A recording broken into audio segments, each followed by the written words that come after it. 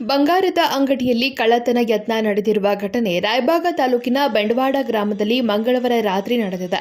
ಬೆಂಡವಾಡ ಗ್ರಾಮದ ನಾರಾಯಣ್ ಪೋದ್ದಾರ್ ಎಂಬುವರಿಗೆ ಸೇರಿದ್ದ ಅಂಗಡಿಯಲ್ಲಿ ಕಳ್ಳತನದ ವಿಫಲ ಯತ್ನ ನಡೆದಿದೆ. ರಾತ್ರಿ 2 ಗಂಟೆ ಸುಮಾರಿಗೆ ದ್ವಿಚಕ್ರ ವಾಹನ ಮೇಲೆ ಬಂದ ಮೂವರು ಮುಸುಕುಧಾರಿಗಳು ಕೈಯಲ್ಲಿ ಮಾರಕಾಸ್ತ್ರ ಹಿಡಿದಿರುವ ದರೋಡೆಕೋರರು ಮೊದಲಿಗೆ ಅಂಗಡಿ ಮುಂಭಾಗದಲ್ಲಿ ಹಾಕಿದ ಸಿಸಿ ಕ್ಯಾಮೆರಾವನ್ನ ಹಾನಿ ಮಾಡಿದ್ದಾರೆ.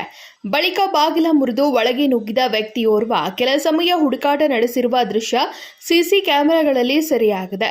ಇದೇ ಸಮಯಕ್ಕೆ ಎಚ್ಚರಗೊಂಡಿದ್ದ ಮಹಿಳೆಯೋರ್ವಳು ಶಬ್ದ ಕೇಳಿ ಜೋರಾಗಿ ಕಿರುಚಾಡಿದ್ರಿಂದ ಮನೆಯವರು ಎಚ್ಚರಗೊಂಡಿದ್ದಾರೆ. ತಕ್ಷಣ ದರೋಡೆಕೋರರು ಅಲ್ಲಿಂದ ಪರಾರಿಯಾಗಿದ್ದಾರೆ.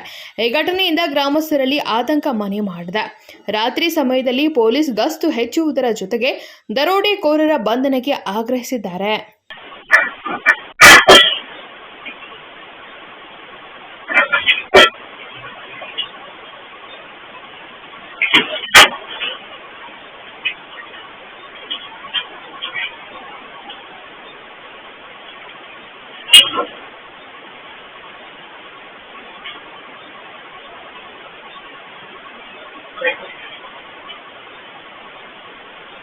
Bureau report KMM Kannada news Belagavi.